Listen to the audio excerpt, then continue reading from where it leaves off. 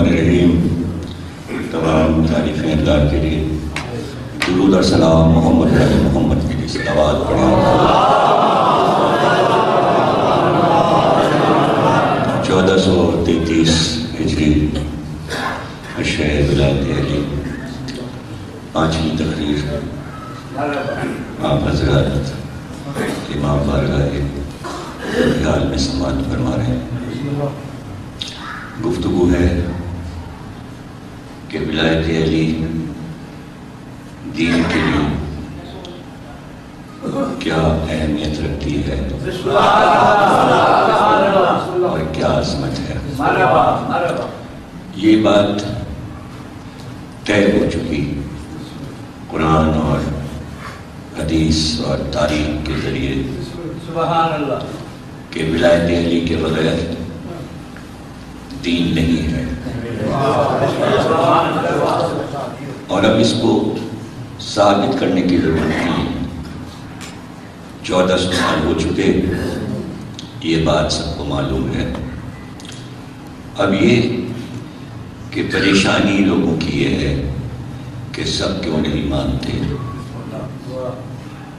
अब ये परेशानी ज़ाती है, इसका दीन से कोई ताल्लुक नहीं है। दीन से हमारे मसाइल का कोई ताल्लुक नहीं है। हम माने न माने, इससे दीन पर कोई असर नहीं पड़ता।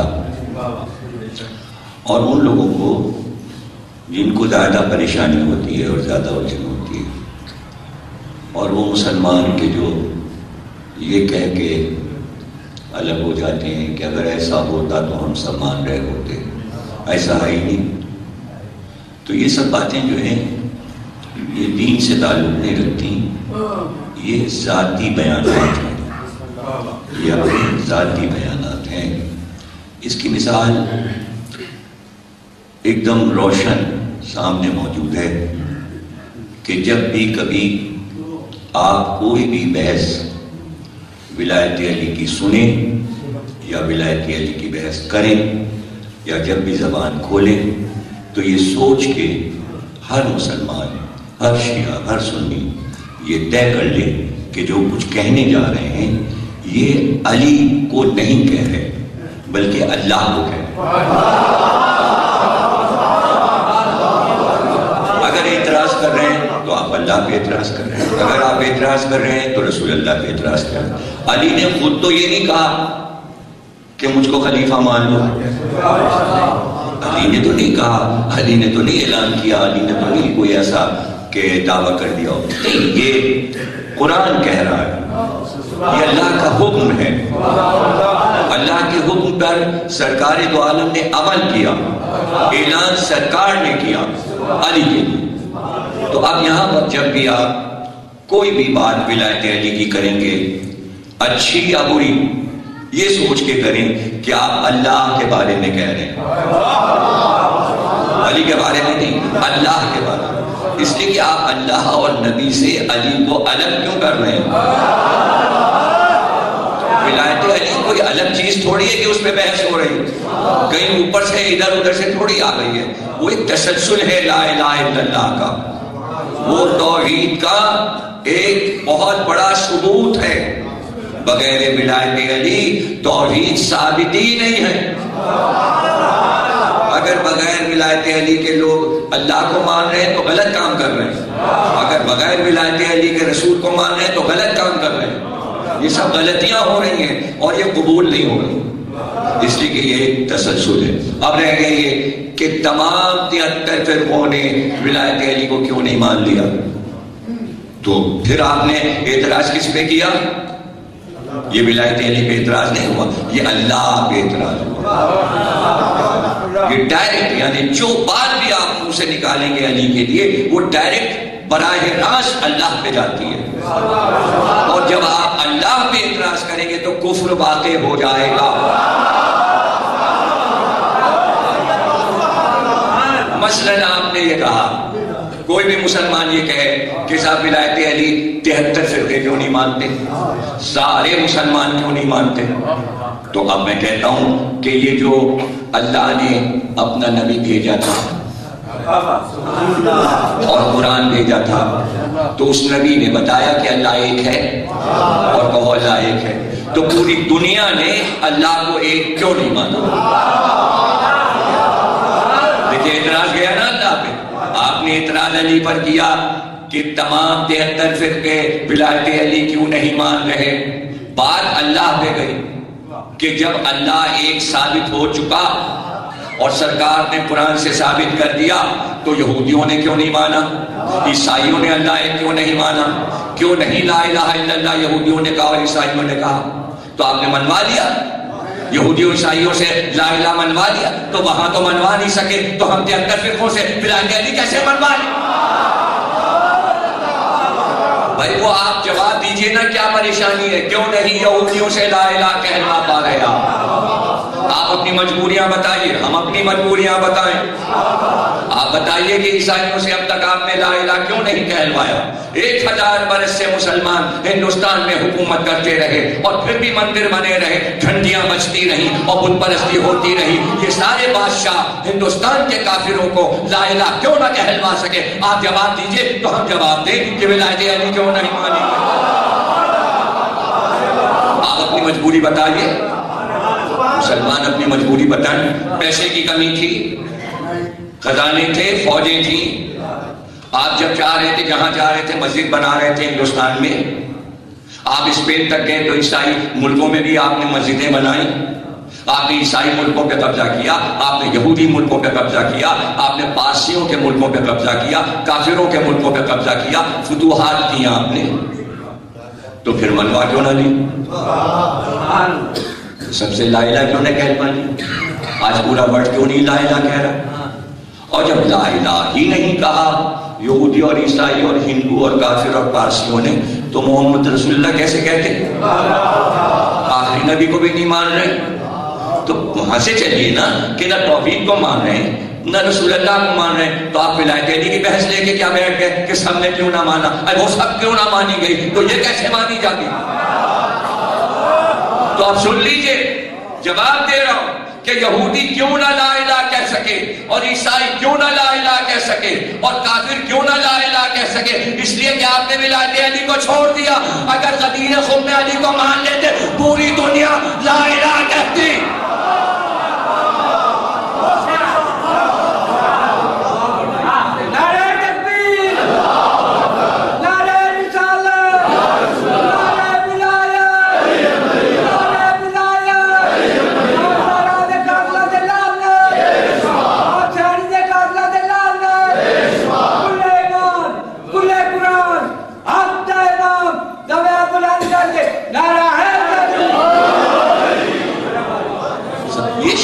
مسئلہ نہیں ہے, یہ شیعہ سنی مسئلہ نہیں ہے. یہ نہ شیعوں کا اور مقصرین کا مسئلہ ہے, یہ مقصرین کا بھی مسئلہ ہے. یہ مسئلہ انٹرنیشنل ہے, انٹرنیشنل سے سمجھے, بین الاقوامی تمام اقوام کا مسئلہ ہے. اور اس میں جہاں پہ جس نے غلطی کی ہے اس کو پکڑیں گے. غلطی کہاں پر ہوئی؟ آج 1400 سال کم نہیں ہوتے, 1400 سال بہت ہوتے ہیں. اتنے 1400 سال میں پورے ورلڈ سے مسلمانوں کو لا الہ کہلوا لینا چاہیے تھا. اکثریت کس کی ہے؟ مسلمانوں کی نہیں, اکثریت ان کی ہے جنہوں نے کلمہ نہیں پڑھا. تو پھر آپ کہاں جیتے؟ آپ تو ہار گئے. پورا امریکہ کلمہ پڑھ رہا ہے, لا الہ نہیں پڑھ رہا. یورپ میں کتنے ملک ہیں؟ 14 ملک ہیں, بڑے اچھے چھوٹے چھوٹے بڑے بڑے طاقتور ایٹمی طاقت والے. فرانس ہے, جرمنی ہے, سوئٹزرلینڈ ہے, ہالینڈ ہے, اسپین ہے, اٹلی ہے. سب نے پڑھا کلمہ؟ نہیں پڑھا. ادھر آ جائیے, جاپان نے پڑھا؟ نہیں پڑھا. چائنا نے پڑھا؟ نہیں پڑھا. روس نے پڑھا؟ نہیں پڑھا. ہندوستان نے پڑھا؟ نہیں پڑھا. لنکا نے پڑھا؟ تبت نے پڑھا؟ سکم نے پڑھا؟ کسی نے بھی نہیں پڑھا. ایک آپ 40-45 ملک لیے بیٹھے ہوئے چھوٹے چھوٹے, یہ دبئی, ابو ظہبی اور یہ ریگستان. اس میں کچھ لوگ ہیں جو لا الہ کہہ رہے ہیں, اور اس میں بھی اکثریت وہی لوگ بھرے ہوئے ہیں جو لا الہ نہیں کہتے. بزنس ان کا ہے, بلڈنگ ان کی ہے, اور پیٹرول پہ قبضہ بھی انہی کا ہے, اور انہی کی فوجیں پڑی ہوئی ہیں مشرکوں کی, اور وہ تو لا الہ نہیں کہہ رہے. آپ نے دوستیاں کیوں کی ہیں؟ جب وہ لا الہ نہیں کہتے تو آپ نے اتنی پکی دوستیاں کیوں کی؟ اپنا سارا پیٹرول تو آپ ان کے ہاتھ بیچ رہے ہیں جو کافر ہیں، جو اللہ کو نہیں مانتے، جو رسول اللہ کو نہیں مانتے. اس سے بڑی پکی دوستی ہے اور ہم سے نہیں ہے. ہم بڑے دشمن ہیں، ایران بڑا دشمن ہے اس لیے کہ ولایت علی پر ہے، اور جو کافر ہیں مشرک ہیں ان سے سب سے پکی دوستی ہے. اس کا جواب ہے کسی کے پاس؟ کوئی جواب نہیں. جب جواب نہیں ہے تو آپ ولایت علی کے مسئلے کو سمجھ نہیں کیا. اگر آپ غدیر خم کو مان لیتے تو آج 1400 سال وہ بہت زیادہ ہیں، بہت زیادہ ہیں. 4.5 سال میں علی پورے ورڈ سے لا الہ کہلوا دیتے. آپ کہیں گے ثبوت، تو ثبوت سن لیجئے، سن لیجئے. 13 برس مکے میں رہے سرکار، تو صرف کتنے لوگوں نے لا الہ کہا؟ اتنے لوگوں نے کہا جتنے ہجرت کر کے آئے. اور مدینے کے رہنے والے انصار نے کہا، پورے عرب نے کہا، نہ یمن نے کہا، نہ عراق نے کہا، نہ شام نے کہا، سب کافر. اور بدر کی لڑائی سے لے کر فتح مکہ تک سارے ملکوں میں لا الہ ہو گیا. یہ 10 برس میں لا الہ کیسے ہو گیا؟ تو ایک ہی ذوالفقار تھی نا، وہی ذوالفقار تھی نا. تو پورا عرب کہنے لگا لا الہ، پورا عرب کہنے لگا. فتح مکہ کے بعد حکم دیا سرکار نے مولا علی کو، نکل جاؤ گھوڑے پہ بیٹھ کے، کوئی جائے ساتھ یا نہ جائے تم اکیلے جاؤ، اور جہاں جہاں تمہیں بت خانے نظر آئے توڑتے چلے جاؤ، توڑتے چلے جاؤ، توڑتے چلے جاؤ، توڑتے چلے جاؤ. اور علی نکل گئے. یہ جو آج جسے آپ دبئی کہتے ہیں، بحرین کہتے ہیں، یہ سب بت خانے بنے ہوئے تھے.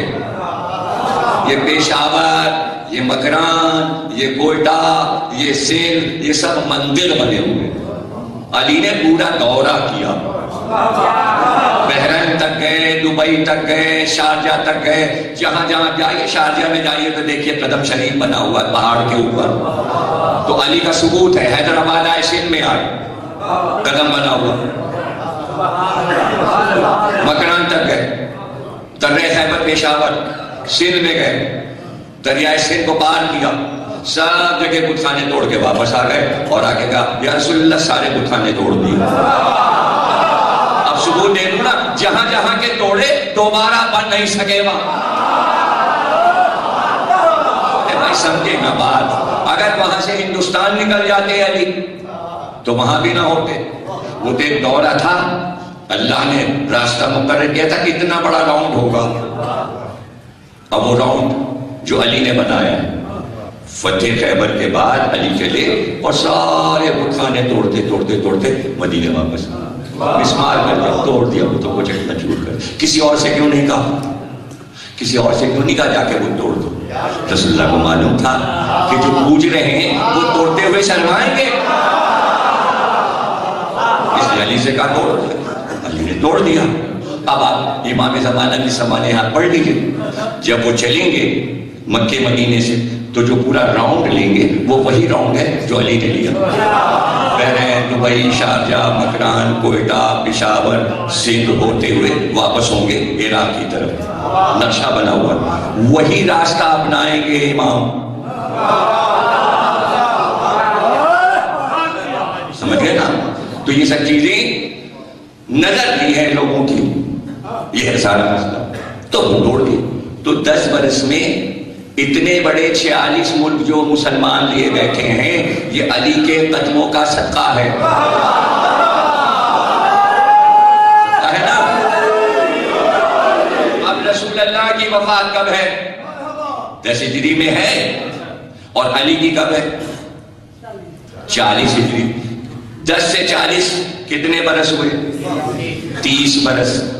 30 برس علی کو موقع دے دیتے تو جس نے 10 برس میں 46 ملک اسلامی بنوا لیے، تو 46 کو 3 گنا کیجئے. 10 برس میں 46 بنایا علی نے، اور مزید 10 برس میں کتنے؟ 46 اور 46 اور پھر 46 جوڑیے. ارے اردو بولو، ہمیں بزی نہیں. 138 ملک پورے ورلڈ کے لا الہ کہنے لگتے. آپ نے علی کا وقت خراب کیا. 3.5 برس کسی کو دے دیا بڑے میاں کو، 10 برس کسی اور کو دے دیا، 13 برس کسی اور کو دے دیا. کیا اکھاڑ لیا؟ کیا کر لیا؟ کون سی فتوحات کر لی جس کو آپ فتوحات کہتے ہیں اور بچوں کو تاریخ میں پڑھاتے ہیں؟ وہ کون سی فتوحات ہیں؟ کیا کیا کمال کیا؟ کون سا کمال کیا؟ اور اس میں بھی آپ دیکھ لیجئے کہ آج مصر فتح ہوا تھا.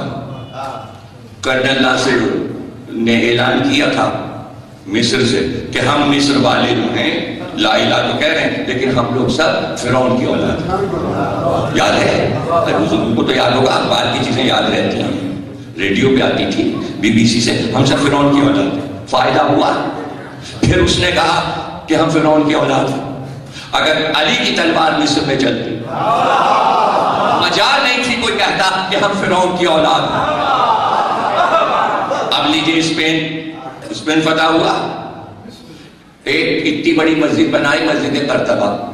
آج وہاں ایک نماز پڑھنے والا نہیں. سارے مسلمان نکالے گئے وہاں سے اور ساری مسجدوں کو انہوں نے گرجا بنا دیا. قرطبہ کو چھوڑ دیا کہ یہاں پر سب فارنرز آئے، دیکھیں، گھومے پھرے چلے جائیں.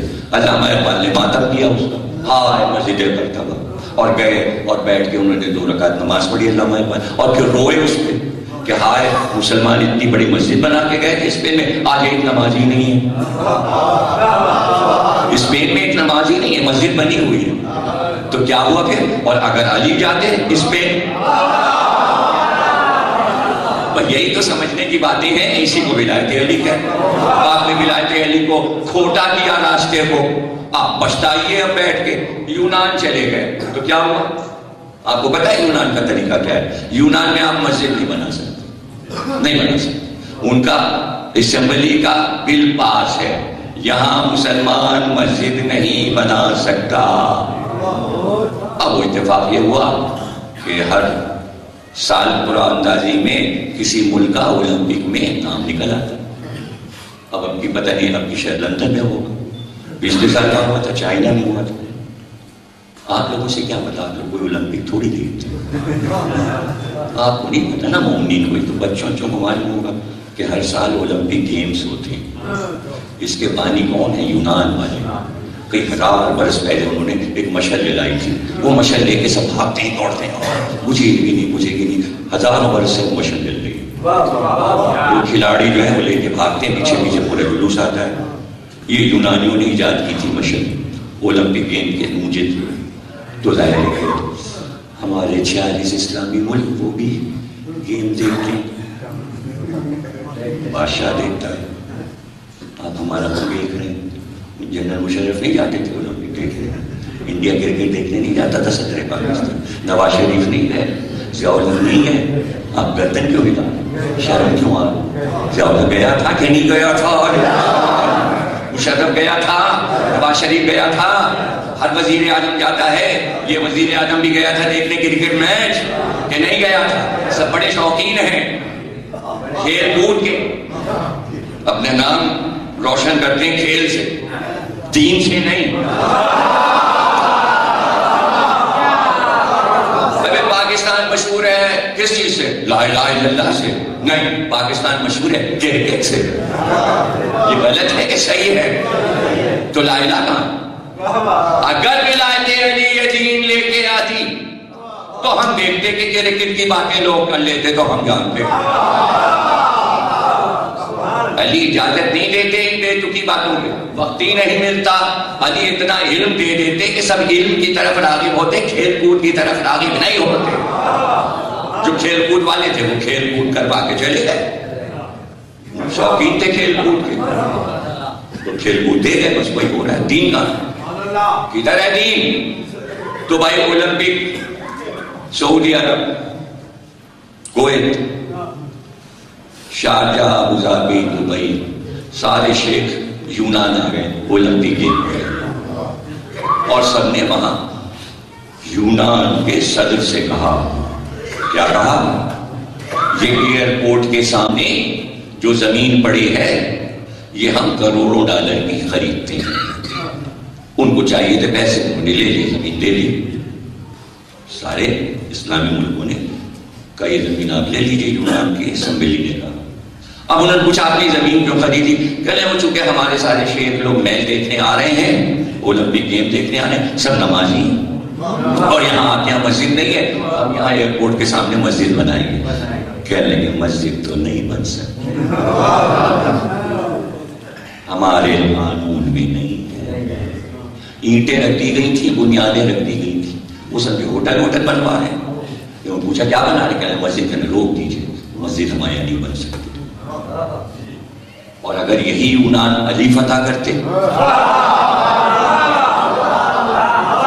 آپ کہیں گے آپ تو یار خیالی باتیں، یہ ہماری شیرازی صاحب بیٹھی ہے کہتے ہیں یار آپ اپنے دل سے جوڑ جوڑ کے مجلسیں پڑھ دیتے ہیں، نہ کوئی کتابی حوالہ دیتے ہیں، نہ کوئی آیت پڑھتے ہیں، نہ کوئی حدیث. اب ہم کیا کریں؟ دل سے جوڑ کے یونان ہم گئے تھے، ہم یونان کی بتا رہے ہیں. اب دل سے کیا جوڑ رہے ہیں؟ ہمارے دل نے یونان دیکھا ہے تو دل کہہ رہا ہے یونان کا حال پڑھو، تو ہم نے پڑھ لیا. اب آپ ہم سے پوچھیں گے یار نہ حدیث پڑھی نہ آیت پڑھی نہ یہ یونان کا حال، ولایت علی سے اس کا کیا تعلق ہے؟ میں صاف صاف بات آپ سے کہہ رہا ہوں، اگر یہی یونان علی نے فتح کیا ہوتا اور 30 برس آپ علی کو موقع دے دیتے اور علی یونان میں چلے جاتے اور وہاں کلمہ پڑھوا دیتے تو آج یونان کچھ اور ہوتا. آپ کہیں گے ثبوت دیجئے، تو ہم ثبوت دے رہے. ہم علی سے پڑھنے یونان گئے تو ہم نے دیکھا ہے بہت بڑا امام باڑہ بنا ہوا ہے، گلزار زینب.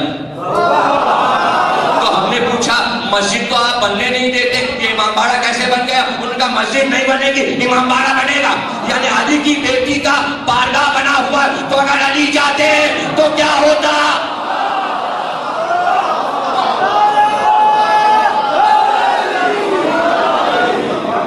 آپ جا کے دیکھ لیجیے یونان میں 2 امام باڑے یونان میں بنے ہوئے. پتہ چلا امام باڑے کی اجازت دے رہے ہیں وہ اور مسجد کی نہیں دے رہے. اور جو پرانی مسجد بنی تھی مسلمانوں نے جب فتح کیا تھا یونان تو مسجد بنائی تھی. میں نے کہا بھائی وہ مسجد بھی مجھے دکھا دو.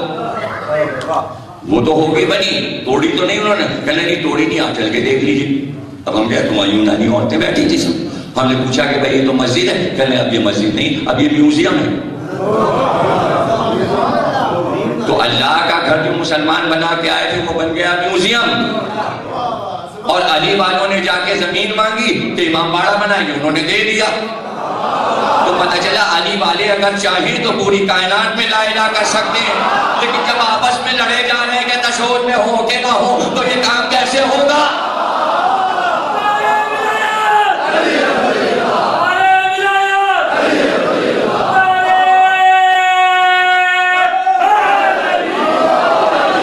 صرف شیعہ پورے ورلڈ میں لا الہ پھیلا سکتا، لیکن کیسے پھیلائیں گے؟ جو پھیلانا چاہتے ہیں ان کو کچھ لوگ روک رہے ہیں. شیعہ کہہ رہے ہیں آپ ولایت علی پہ پڑھیے نا. اب جب پڑھیے نا تو پھر پھیلے گا نہیں لا الہ. نہیں سمجھے؟ لا الہ سے لا الہ نہیں پھیلے گا. کہاں سمجھ رہے ہیں یار؟ پورا پاکستان لا الہ کہہ رہا ہے تو پھیلا کے دکھا دے لا الہ. جب تک علی ولی اللہ نہیں ہوگا لا الہ نہیں پھیل سکتا. نہیں پھیل سکتا. اب دیکھیں نا ان کی 2 لمبی لمبی بلڈنگیں کھڑی تھی وہاں نیو یارک میں. جہاز آیا گھس گیا اس کے اندر، ایک سے گھسا دوسرے میں گھس گیا. وہ پوری بلڈنگیں بیٹھ گئی. انہوں نے آفت مچا دی. اس کا نام رکھ دیا 9/11. مسلمانوں نے کیا مسلمانوں نے کیا مسلمانوں نے. اب اس کے بعد انہوں نے ریسرچ شروع کی. کون سے مسلمانوں نے یہ کیا؟ امریکن جو ہے وہ ریسرچ ہے، ریسرچ کرتا ہے. اس نے کہا کون سے مسلمان؟ ان کے یہاں خود ہی اپنے یہاں مسئلہ درپیش ہو گیا. کہاں؟ اقوام متحدہ میں سارے مسئلے ان کے اندر پیش ہوتے ہیں.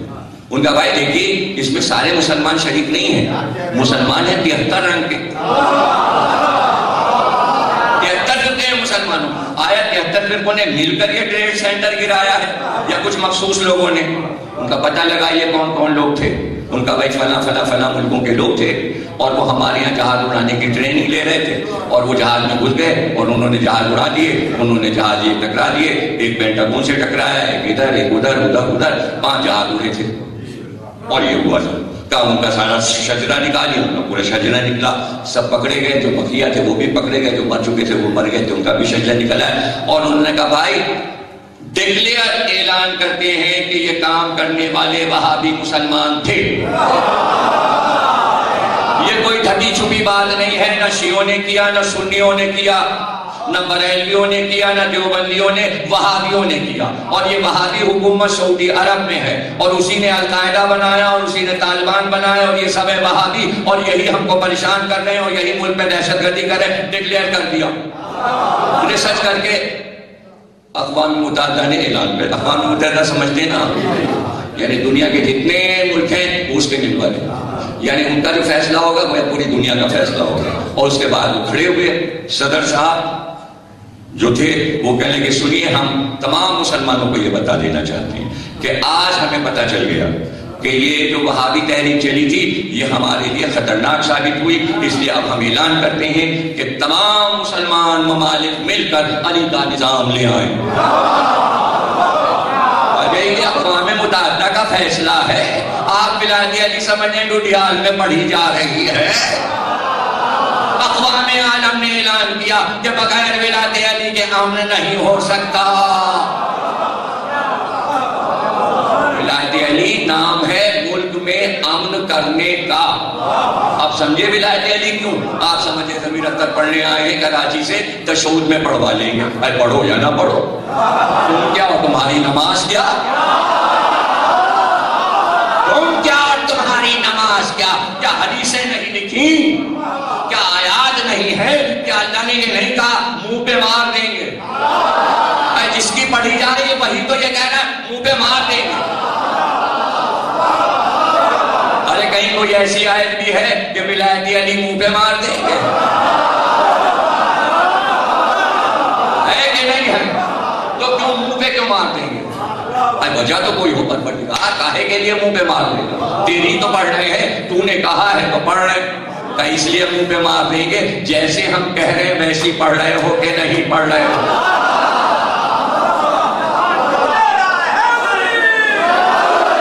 اب کیسی پڑھے؟ پھر ریسرچ شروع ہو گئی کہ منہ پہ کیوں مار ہے پروردگار؟ نہیں ایسا نہ کر، تیری پڑھ رہے ہیں تو پھر ویسی پڑھو جیسے ہم چاہتے ہیں۔ تو ہم کسی اور سے نہیں پوچھیں گے، ہم اپنا ہر کام مولا علی سے پوچھتے ہیں۔ ہم نے مولا علی سے پوچھا، مولا علی واجب ہے، اول ہے، معراج مومن ہے، نماز کے بغیر کوئی عمل قبول نہیں، یا مولا علی یہ بتائیے کہ پوری زندگی نماز پڑھتے گزر گئی، لیکن یہ کیسے پتا چلے کہ جتنی پڑھی ہیں قبول ہو گئی؟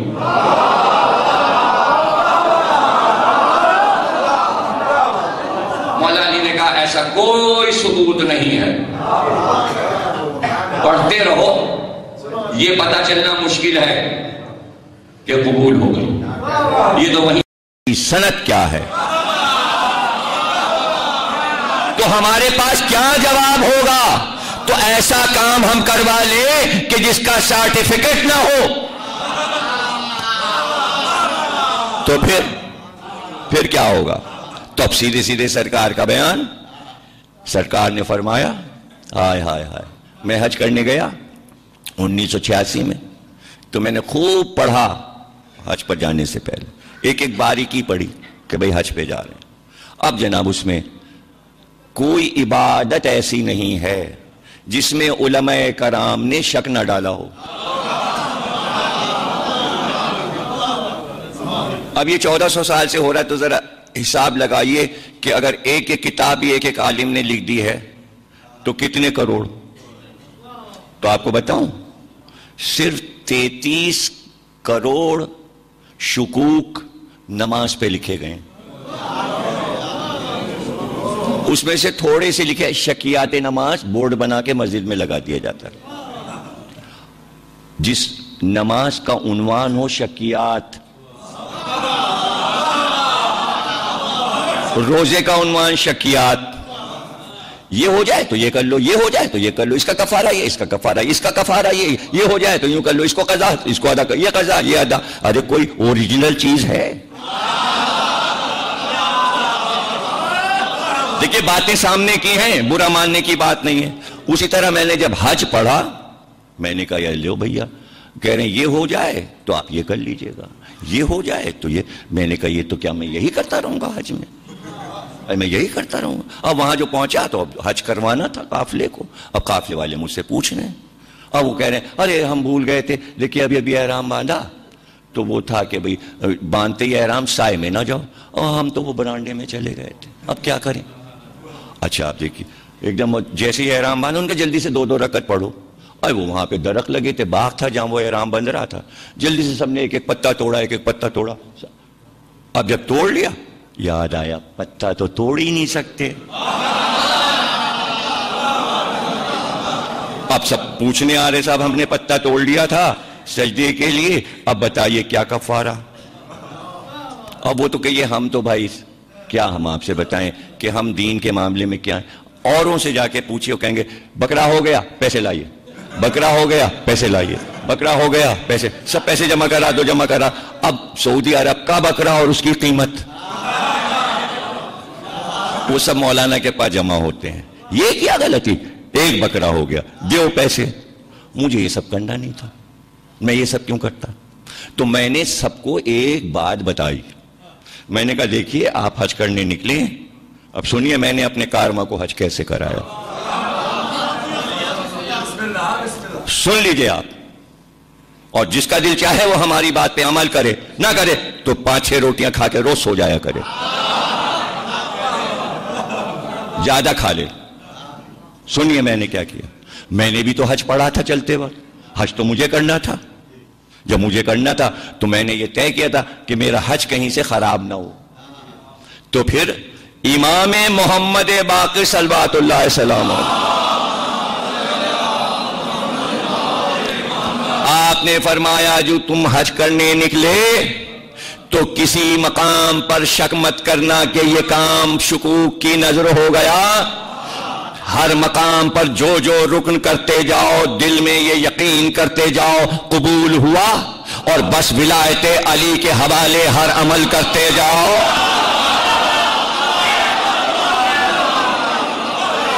شک نہ آئے دل میں. عبادت پاکیزہ وہ ہے جس میں شک نہ آئے. اب نماز میں شکیات آ کیسے رہے ہیں؟ اگر نیت یہ ہوتی کہ ولایت علی کے ساتھ پڑھی جا رہی تو کبھی شک آتا ہی نہ.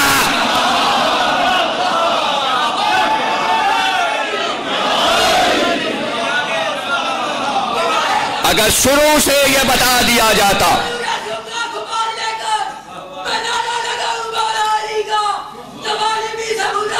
پانی دو، دیکھ کیا رہا وہ نعرے لگوا رہا ہے.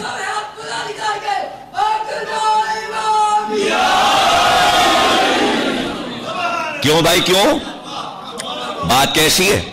میں نے امام کے قول پہ عمل کیا، میں حج کرتا چلا گیا اور کارواں سے کہا خبردار کوئی شک نہ آئے.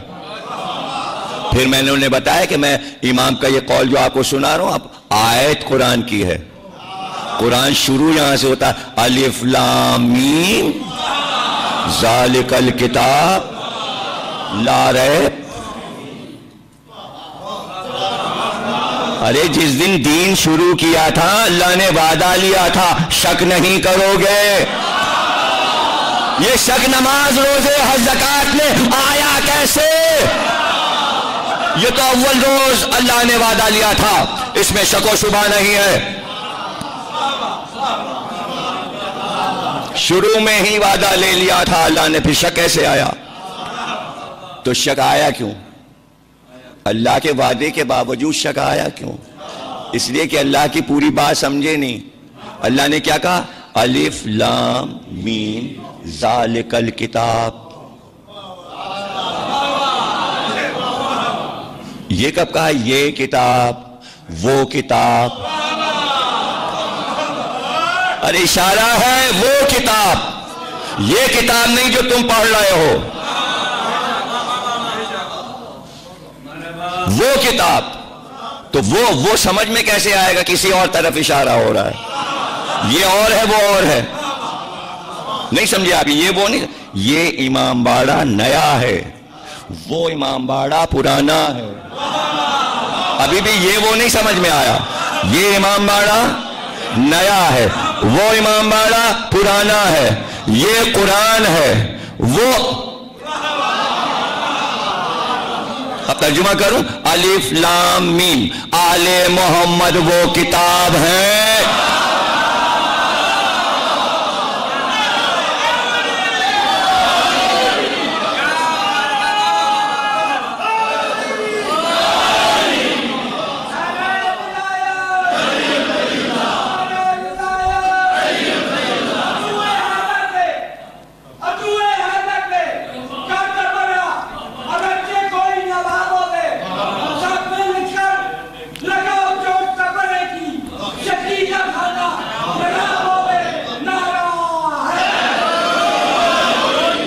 اب بھائی برسا برس سے آپ مجلسیں سن رہے ہیں، ہم سے پرانے عزادار ہیں آپ، کیا کیا عزاداری کی آپ نے، عزاداری کے جتنے رکن ہیں وہ سب آپ نے پورے کیے، ہے نا؟ اب تو سفر کا مہینہ ہے، آپ کیا 5 تاریخ ہو گئی سفر کی، تو 1 مہینہ 5 دن ہو گئے عزاداری کرتے آپ کو، کر رہے ہیں نا؟ اور برسا برس سے کریں، اور آپ کے بزرگ کر رہے تھے، آپ کے باپ، آپ کے دادا پردادا صدیوں سے ہو رہا نا۔ آپ کو رکن معلوم ہے سارے، کیا کیا رکن ہیں آپ کو پتہ ہے؟ محرم کا چاند دیکھنے سے پہلے کیا ارکان ہیں آپ کو پتہ ہے؟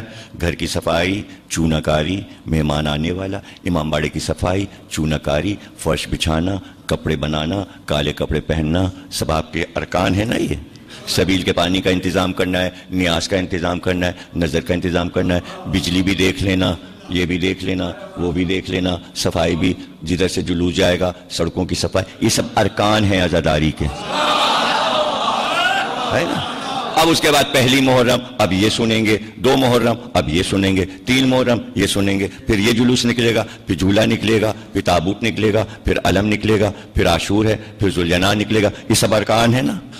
پہلے دن یہ نوحہ پڑھیں گے، پھر یہ نوحہ، پھر یہ نوحہ، پھر یہ نوحہ، پھر یہ نوحہ، پھر پرسا، پھر شام غریبہ، پھر عشرہ ثانیہ ظاہرہ، پھر اسیروں کا حال سنیں گے، پھر یہ سنیں گے، پھر یہ سنیں گے، یہاں تک کہ 8 ربیع الاول الوداعی جلوس، یہ سب ارکان ہیں عزاداری کے۔ قسم کھا کے بتاؤ کب سے کر رہے ہو عزاداری؟ کبھی کسی کام میں شک آیا؟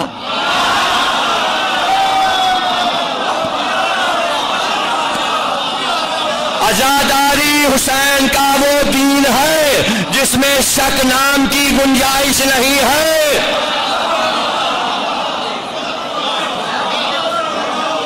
اب دیکھیے اس کے آگے گھبرانا جائیے گا، یہاں تک تو آپ ہمارے ساتھ ہیں، بعض وقت مجھے ڈر رہتا ہے کہیں پہ ساتھ نہ چھوڑ دیں آپ۔ سوال یہ ہے کہ شک کہاں سے آتا ہے؟ تو قرآن سے پوچھیں نا۔ جب اس نے کہا ہم سب کو بہکائیں گے تو اسی میں تو اس نے کہا سب کے دل میں شک ڈالیں گے، تو شک اللہ کی طرف سے نہیں ہے، شیطان کی طرف سے۔ پتہ چلا تمام عبادات میں بہکانے آ رہا ہے، شک ڈالنے، عزاداری میں نہیں آ پاتا۔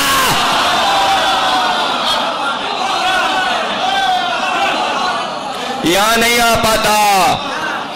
کیوں نہیں آ پاتا؟ یہاں آتے اس نے دیکھا یہ تو زنجیریں گھما رہے ہیں، ارے یہ تو سینے پہ ہاتھ مار رہے ہیں، میں بیچ میں آ گیا تو ایک میرے بھی پڑ جائے۔ لاہور پڑھنے کی ضرورت ہی نہیں، وہ کہتا بھائی شیعوں کے جلوس میں نہیں جانا، جو کر رہے ہیں کرنے دو۔ اور یہاں آپ نے کہا اللہ اکبر، پاس آ کے کھڑا ہو گیا،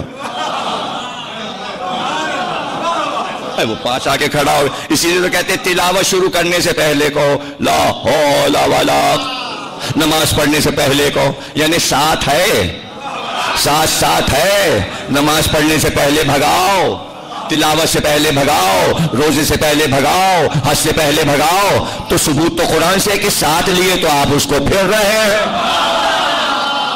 ورنہ بھگا کسے رہے ہیں؟ بھگا کسے رہے ہیں؟ ایک واحد مقام عزاداروں کے پاس نہیں آتا۔ آپ کہیں گے یہاں کیوں نہیں آتا؟ ارے بھائی ثبوت ہے، اگر یہاں آ رہا ہوتا تو یہاں بھی شکوک ہوتے اور لکھا ہوتا عزاداری کی شکیات۔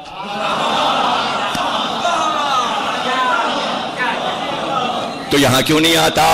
آپ کہیں گے پھر قرآن سے سناؤ کہ عزاداروں کے پاس کیوں نہیں آتا؟ جب کہہ چکا اللہ سے سب کچھ، یہ کروں گا، دائیں سے آؤں گا، بائیں سے آؤں گا، پیچھے سے آؤں گا، آگے سے آؤں گا، اغوا کر کے لے جاؤں گا، یہ کروں گا۔ سورہ عرفات پورا 7واں سورہ پڑھ لیجئے، یہی قصے سارے دہرائے گئے۔ اس کے بعد اس نے کہا مگر تیرے مخلص بندوں کو نہیں بہکا سکوں گا۔ اللہ نے کہا ہاں بے شک تو ہمارے مخلص بندوں کو نہیں بہکا سکتا۔ ارے بھائی ماتم داری تو مخلص بندے ہیں۔ یہ تو اس نے وعدہ کر لیا اللہ سے کہ یہاں آئے گا ہی نہیں، اس لیے عزاداروں کے پاس آتا ہی نہیں۔ اب آپ ترجمہ غلط کرتے ہیں کہ مخلص سے مراد 14 معصومین ہے، اس کی کیا مجال ہے کہ وہ اپنی نجس زبان سے مخلص ان کی طرف اشارہ کر سکتا؟ وہاں کوئی گنجائش ہی نہیں تھی، وہ مخلص سے بھی افضل ہے۔ ان کو آراف کی بلندی پہ رجال کہا گیا ہے، وہ رجال ہیں، 14 معصوم رجال ہیں، ان کے شیعہ مخلص ہیں۔ پھر نہیں سمجھ رہے آپ؟ 14 معصوم رجال ہیں، رجل ہیں، رجال ہیں، اور ان کے ماننے والے مخلص ہیں۔ آپ کہیں گے کہاں سے لائے؟ سورہ آراف میں لکھا ہے کہ آراف کی بلندیوں پر قیامت کے دن وہ انوار نظر آئیں گے۔ اللہ کہتا ہے ہمارے رجل۔ آپ کہیں گے یہ رجل کیا ہوتا ہے؟ تو خیبر میں رسول اللہ نے کہا کل رجل کو علم دیں گے۔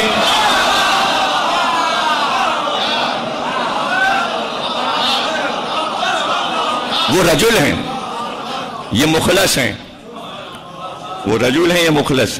یہ مخلص کے کیا معنی ہے؟ خالص۔ کس کے معاملے میں خالص؟ ہائے ہائے، آئی ولایت علی اور بندہ مخلص بنا۔ ارے بھائی اس وقت تک وہ خالص نہیں ہے جب تک لا الہ اور محمد رسول اللہ کہہ رہا ہے۔ ادھر اس نے کہا علی ولی اللہ اور وہ مخلص ہو گیا، مخلص ہو گیا۔ تو بھائی تبلیغ کی ذمہ داری دیکھیے، اللہ نے کہا اب نبوت ختم، اسی نبوت کو قیامت تک جانا، یہی محمد کی نبوت کنٹینیو رہے گی، بیچ میں نہ نبی آئے گا نہ کتاب آئے گی، لیکن اس کو کنٹینیو کرے گا کون؟ یہی نبوت جاری و ساری قیامت تک رہے گی، لیکن اس کا نفاذ کون کرے گا؟ ولایت علی،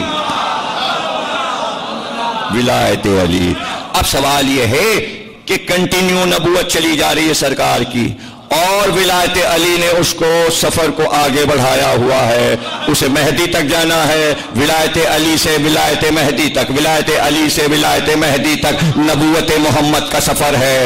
اب اس سفر میں کون سمجھائے گا اور کون تبلیغ کرے گا؟ نبی آئے گا نہیں، مہدی سے پہلے نبی آئے گا نہیں، مہدی سے پہلے امام آئے گا نہیں، تو اللہ نے کہا ایک قوم کو خلق کریں گے جو یہ تبلیغ کرتی رہے گی، زبان سے نہیں، لوٹا کاندھے پہ رکھ کے نہیں، بستر سر پہ رکھ کے نہیں، اونچی شلوار پہن کر نہیں، بس ان کا کام یہ ہے یہ ذکر اہل بیت کے لیے بیٹھ جائیں گے، گلی ہو، کوچہ ہو، شہر ہو، سردی ہو، گرمی ہو، برسات ہو، بس یہ ذکر نبی کرتے رہیں گے، ذکر علی کرتے رہیں گے۔ اب جسے تبلیغ لینا ہو وہ ان کی طرف دیکھتا رہے، یہ کہہ کیا رہے ہیں؟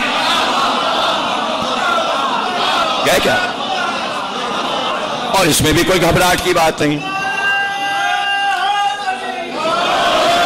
دیکھیں سورہ مائدہ 5واں سورہ ہے، کلام پاک کا 5واں سورہ۔ مائدہ کے معنی ہے کھانا پینا، مائدہ کے معنی کھانا پینا، یہاں کا نہیں، آسمان سے اتر رہا ہے۔ حضرت عیسیٰ نے اپنے حوارین سے کہا، وہ آیا کھانا، مائدہ پورا خان بولتے، خان مائدہ یعنی سجا ہوا خان پوش۔ پہلے زمانے میں تھا، اب ختم ہو گیا سسٹم، اب ٹرے ویرے آ گئی ہیں۔ پہلے ایک لکڑی کا اتنا بڑا گول خان بنا ہوتا تھا، خان، اس میں ایک طرف ڈونگا رکھا ہے، قلیہ، سالن، گوشت، آلو پڑا، ایک طرف شیرمال، ایک طرف شامی کباب، ایک طرف بریانی، یہ والی بریانی نہیں، کراچی والی نہیں، کیوڑا پڑا ہوا، خوشبو آ رہی ہے، زردہ، بہترین زردہ، وہ کون سا سیلا چاول دہرادون والا، اس کا زردہ، اور بیچ میں جناب ساری چیزیں چٹنی وغیرہ رکھی، سجا دیا، پورا اتنا، پوری فیملی کا ہے، 10-12 آدمیوں کا، اس پہ خوبصورت سا کپڑا ڈال دیا، اس پہ لچکا گوٹا لگا ہوا ہے، کرن لگی ہوئی ہے اور جھالر لگی ہوئی، نیا نیا بالکل چمچم، نوکر کو دیا، وہ گیا فلانے گھر پہ دیا، فلانے گھر پہ دیا۔ یہ مجلس سے پہلے ہر گھر میں پہلے تبرک بڑھ جاتا تھا، اسے کہتے تھے خان، وہ سر پہ لیے چلا جا رہا ہے، اسی کا ترجمہ ہے مائدے کا۔ وہ آسمان سے اترا، اسی کی سنت ہے یہ تبرک، جو مائدہ آسمان سے اترا تھا، اس میں ہر طرح کے کھانے رکھے ہوئے تھے۔ تو 5واں سورہ مائدہ۔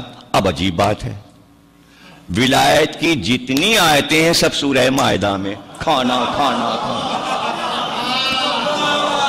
اب تو نہیں بھولو، کھانے والی بات تو ساری یاد رہتی ہے.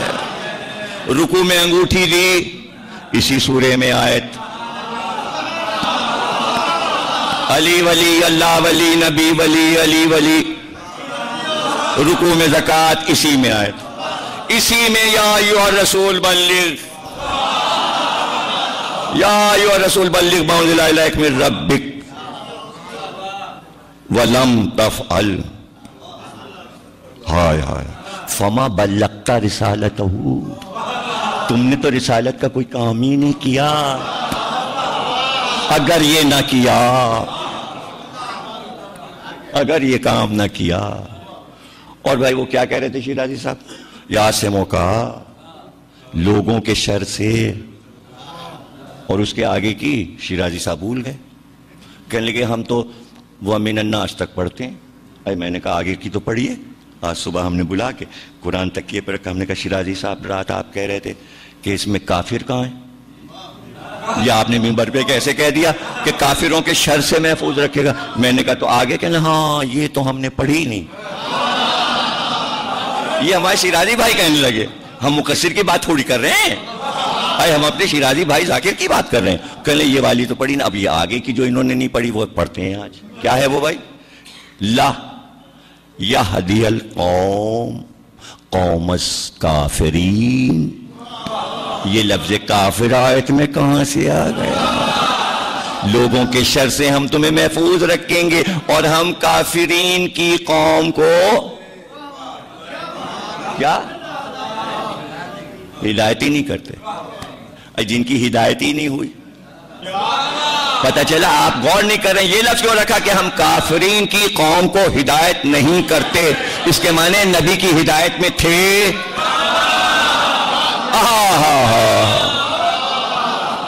ورنہ کافر سے ہدایت کا کیا واسطہ؟ اور میں نے کہا تھا جب سب مسلمان ہو گئے اور پیغام تو مسلمانوں کو دیا جا رہا ہے، 1 لاکھ یا 2 لاکھ حاجی تھے خانہ کعبہ سے آئے تھے، تو یہ کہاں سے آ گیا کہ آپ اعلان کیجئے کافر کچھ شر نہیں کر پائیں گے؟ اور اگر یہ دیکھیں نا لا یہدی القوم الکافرین، یہ ٹکڑا آیت میں نہ بھی ہوتا، جیسے کہ غیب میں چلا گیا شیرازی صاحب کے لیے، اور ابھی بھی اگر چلا جائے تو کیا یہ کم ہے؟ لوگوں کے شر سے ہم تمہیں بچائیں گے. تو یہ حاجیوں میں شرری کہاں سے آ گئے ہیں؟ اور شر خود کفر ہے. کیا ثواب ہے شر؟ اور شر کا پتہ اللہ کو ہے اور نبی کو بچایا. تو جو بچایا جا رہا ہے وہ شر تھا کتنا بڑا؟ تو وہ تاریخ سے پتہ لگاؤ کہ وہ شر کیا تھا. وہ شر یہ تھا کہ پہاڑیوں پہ چھپ کے بیٹھ جاؤ اور جب نبی کا اونٹ گزرے تو اوپر سے پتھر پھینکنا، ناقہ بھڑکے گا اور رسول میں ناقے کے وادی میں گر جائیں گے. تو شر تو یہ تیار ہوا تھا کہ اعلان سے پہلے ہی پہلے پلان فیل ہو گیا، پھر آگے بنایا وہ بھی فیل ہو گیا. اور فیل دیکھیے کیسے ہوتا ہے. واہ واہ واہ واہ واہ. چلے سرکار اور اونٹ، ایک ہی اونٹ گزر سکتا ہے. اعلان کرو حاجیوں کو، سب بھبڑ کر کے دیکھیں نا. یہ ہوتا ہے ایک دم جب تبرک بٹا ایک ہی در سے سب گھسے چل جائیں، نہیں قطار بنا کے. اب وہاں بھی یہی تھا کہ سب چاہ رہے اعلان کرو، ایک ایک اونٹ گزرے گا. اتنا پتلا راستہ، ادھر بھی گھاٹی ادھر بھی گھاٹی. قرآن میں سورہ ہے اور تم کیا سمجھے گھاٹی کیا ہے؟ ارے سورہ ہے، تم کیا سمجھے گھاٹی کیا ہے؟ اندھیرا بالکل، ہاتھ کو ہاتھ نہیں سجائی دے رہا، اتنا اندھیرا. اب وہ اونٹ دیکھیں یوں یوں چل رہا ہے. اب آپ کو اگر دیکھنا ہے کہ اونٹ کیسے چلا، اب 14 سال کے بعد کیسے دیکھیں گے آپ؟ میں ترکیب بتاتا ہوں آپ کو دیکھنے کی. آپ کے گھر میں پلنگ ہے؟ ارے بول ہی نہیں ہے لوگ. ارے 12-14 تو زبار صاحب کے گھر میں، جتنے ہمارے مہمان ہیں سب کو ایک ایک ملی ہوئی ہے. اچھا تو اس میں جو آپ ڈوری باندھتے ہیں کھینچتے ہیں اس کو یہاں کیا کہتے ہیں؟ ارے ہمارے منہ سے ہی نہیں نکلے گا. ڈان اخبار. اچھا وہ ڈان ہو جو بھی ہو، ہمارے لکھنؤ میں کہتے ہیں اس کو چارپائی کی ادوائن، اور اردو لغت میں یہی لفظ لکھا ہے جو لکھنوی لفظ ہے، ادوائنی لکھا ہے۔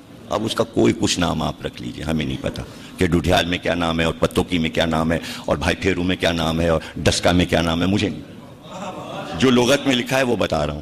ادوائن۔ آپ کے گھر میں طوطا پلا ہے؟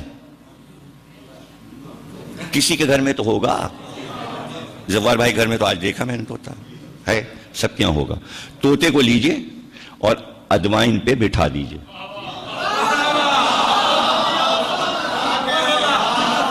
آپ دیکھیں وہ کیسے چلتا ہے۔ اسے کہتے ہیں ادوائن پہ طوطا چلنا، یہ محاورہ ہے، یہ بتانا تھا۔ تو وہ اتنے سنبھل کے چلتا ہے کہ گر نہ جائے، گر نہ جائے۔ ایک طوطا بیٹھا ہوا تھا الگنی پہ، جس پہ کپڑے ڈالتے ہیں، اور اس کے دونوں پیروں سے ڈوری لٹک رہی تھی، ایک ادھر سے ایک ادھر سے۔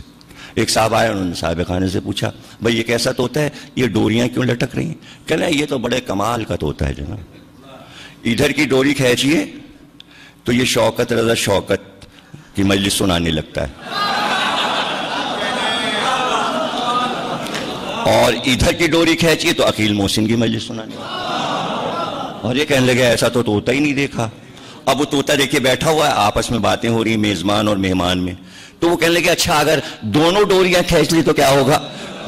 تو اس سے پہلے کہ وہ بولتے، طوطا کہنے لگا پاگل ہو گیا، گر نہیں جاؤں گا میں۔ تو طوطا ہوتا سمجھدار ہے۔ اچھا جیسے آپ کے یہاں طوطا سمجھدار ہوتا ہے، عرب میں اونٹ سمجھدار ہوتا ہے۔ اب اس کو پتا ہے وہ سرکار کی اونٹنی ہے اور ہماری پشت پہ رسالت ہے،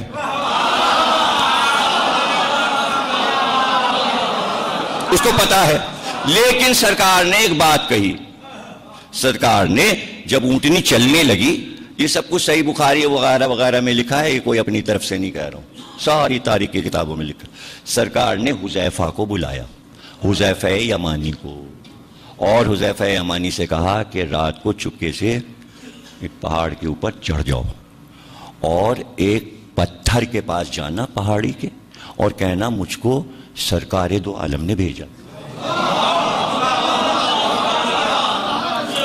حذیفہ چلے گئے، بڑے نمازی پرہیزگار، مرتے دم تک نمازیں عبادت روزہ، اتنے متقی تھے کہ میں آپ کو کیا بتاؤں۔ اور جتنی نمازیں پڑھی ہیں حذیفہ نے کبھی ایک رکعت میں بھی شک نہیں کیا، اس لیے کہ ولایت علی پہ تھے۔ اب حذیفہ یمانی چلے گئے اور پتھر سے جا کے کہا سرکار دو عالم نے بھیجا ہے۔ پتھر بیچ سے شگافتہ ہوا، یہ اندر چلے گئے، پتھر بند ہو گیا۔ جب پتھر بند ہو گیا، اس پتھر میں دو سوراخ تھے۔ اب حذیفہ نے اس میں سے دیکھنا شروع کیا۔ اب وہ تو چٹان ہے، کسی کو کیا پتا، پتھر پتھر ہے، ان کو کیا پتا اس کے اندر حذیفہ ہیں۔ وہ اپنے کام کر رہے تھے۔ وہ کیا کر رہے تھے؟ ٹین کے پیپے لا رہے تھے، اس میں پتھر بھر رہے تھے، پتھر بھر رہے تھے، اس پہ ڈھکنے لگا رہے تھے کہ جب سرکار کی اونٹنی آئے گی تو اوپر کی پہاڑ سے سارے پیپے پھینکیں گے، کھڑ کھڑ کھڑ کھڑ کھڑ کھڑ کھڑ کھڑ کھڑ، وہ لڑکتے ہوئے آئیں گے، آواز ہوگی، اونٹ گھبرائے گا، بھاگے گا، پریشان ہو جاتا ہے۔ اونٹ کا بھی مسئلہ آپ کو بتا دیں، اونٹ صرف اچھی آواز پسند کرتا ہے، جہاں کوئی بری آواز آئی وہ بھاگا اور پاگل ہو گیا۔ اس لیے سارمان جب چلتا ہے اونٹ کو لے کے تو وہ اشعار پڑھتا رہتا ہے، اس کو کہتے ہیں ہدی خوانی۔ علامہ اقبال نے شکوہ جواب شکوہ میں اس کا ذکر کیا ہے کہ مسلمانوں کے کارواں ہدی خوانی پر چلتے تھے، اور ایسا نوکر رکھتے تھے جس کا گلا اچھا ہو۔ وہ عربی میں جب شعر پڑھتا تھا تو اونٹ خوش ہوتا تھا، اس کو اچھی آواز پسند ہے، اور خراب آواز کوئی دھڑ دھڑ بڑبڑ ہوا تو اونٹ ڈر کے بھاگتا ہے۔ ساری نفسیات عرب والوں کو معلوم تھی، اسی لیے امام حسین نے کربلا جاتے ہوئے ترما بن عدی بن حاتم طائی کو، جو کہ خوشگلو تھے، وہ پڑھتے ہوئے چل رہے تھے، امام حسین کا کارواں لیے ہوئے۔ اور جب اونٹ چلا بارات میں حضرت علی کے، تو آگے آگے جو چل رہی تھیں خواتین، وہ پڑھ رہی تھیں کائنات کی عظیم ترین عورت، عظیم ترین انسان علی کے گھر بیاہ کے جا رہی ہے، اور اونٹ سن رہے تھے قصیدے اور چل رہے تھے۔ جب سرکار کی اونٹنی چلتی تھی تو آگے آگے بلال پڑھتے ہوئے چلتے تھے۔ یہ سب ان لوگوں کی ڈیوٹیاں تھیں۔ جب مولا علی چلتے تھے تو قمبر پڑھتے ہوئے چلتے تھے، اس لیے کہ اونٹ جو ہے وہ آواز پہ قدم اٹھاتا ہے، یہ اس کی عادت ہے، فطرت ہے. اور اگر خراب آواز ہو تو انہیں معلوم تھا کہ اگر یہ کنکر پتھر کھڑکھڑائیں گے ٹین کے پیپے میں تو اونٹ بھاگے گا، گھبرا جائے گا. پر حالانکہ یہ نہیں سوچا کہ سرکار کی اونٹنی وہ گھبرائے گی نہیں. ارے جب سرکار کا گھوڑا برس کے بعد کربلا میں زخموں سے نہ گھبرایا، نیزوں سے نہ گھبرایا، تیروں سے نہ گھبرایا، تو یہ جانور جب یہاں پل جاتا ہے تو پھر جانور نہیں رہتا، فرشتہ ہو جاتا ہے. یہ تو انسان تھے کہ جو انسان بھی نہ بنے. یہ مسائل ہیں. تو حذیفہ نے دیکھا. اب آئے واپس، حضور نے پوچھا حذیفہ کیا دیکھا؟ کہ یہی 15-16 آدمی دیکھے. کہ سب کے نام یاد ہیں؟ کہ سرکار نام بھی یاد ہیں، ولیتیں بھی یاد ہیں، اور قبیلے بھی یاد ہیں. کہ تم کو قسم ہے خبردار مر جانا مگر نام نہ بتانا. ارے عجیب بات ہے، بھیجا بھی کہ پتہ لگا کے آؤ. یہ پوری روایت سب بخاری میں لکھی ہے، گھبرائیے گا نا. حذیفہ نے کہا کہ سرکار میں نے فلاں فلاں کو دیکھا. کہا ٹھیک ہے، پہچان لیا تھا چہرہ؟ کہاں پہچان لیا. 15 یا 16 آدمی تھے. کبھی کسی کو نہ بتانا، مر جانا مگر کسی کو نام نہ بتانا. کہا ٹھیک ہے نہیں بتائیں گے. اب حذیفہ آگے آگے اونٹنی لے کے چلے، آگے آگے وہاں سے گزرنا ہے وادی سے. تو حذیفہ اونٹنی لے کے چل رہے ہیں اور نام ان کو معلوم ہے. حضور نے کہا عمار یاسر تم پیچھے سے اونٹ کو آہستہ آہستہ اس کے پٹھے پہ ہاتھ رکھ کے اس کو پیچھے سے ڈھکیلنا تاکہ وہ راستہ آسانی سے گزر جائے. حضرت امام محمد باقر صلوات اللہ السلام علیہ کے پاس راوی نے کہا کہ وہ نام جو حذیفہ کو معلوم تھے وہ تو کسی کو انہوں نے بتایا ہی نہیں، تو پھر ہم لوگوں کو کیسے پتا چل گئے؟ کہ حذیفہ کو منع کیا تھا، عمار کو نہیں منع کیا.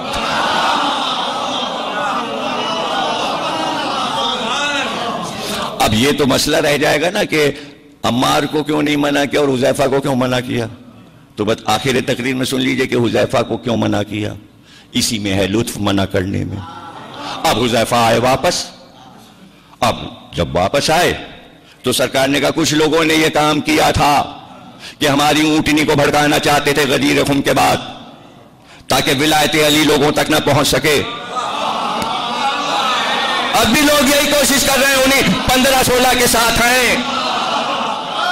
سمجھے نا آپ؟ اب جناب علی جب سرکار کا وصال ہو گیا تو حذیفہ کا ایک ہی کام تھا، نماز پڑھی اور مسجد میں بیٹھے، گھر ہی نہیں جاتے تھے. حذیفہ بیٹھے ہوئے ہیں، گویا ڈیوٹی لگی ہے ولایت علی کی.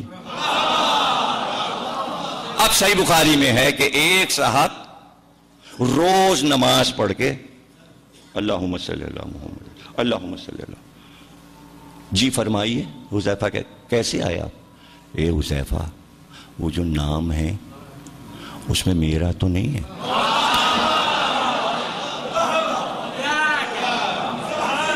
ابھی بہت ہے، آگے بہت ہے، کل عرض کروں گا. یہ تو تقریر ختم ہو رہی ہے، آخری جملہ کہنے جا رہا ہوں. روز پوچھتے تھے حذیفہ، کہتے تھے میں نہیں بتاؤں گا، سرکار نے منع کیا میں نہیں بتاؤں گا. یہاں تک کہ 10 برس گزر گئے، کئی برس گزر گئے، 20-25 برس گزر گئے. ایک دن کہنے لگے حذیفہ ہم روز پوچھتے ہیں کہ بتاؤ تم نے پتھر کے پیچھے سے ہم کو دیکھا تھا کیوں نہیں دیکھا تھا اور تم بتاتے نہیں ہو. کہا ہم نہیں بتائیں گے. تو غصے میں کہنے لگے بتاؤ یا نہ بتاؤ میں بھی تھا.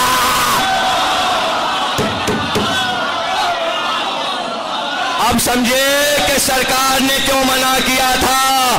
ارے جرم وہ ہے جو خود بولے. ولایت علی نہ ماننا وہ جرم ہے کہ مجرم خود بولتا ہے. قبر میں بھی بولے گا، محشر میں بھی.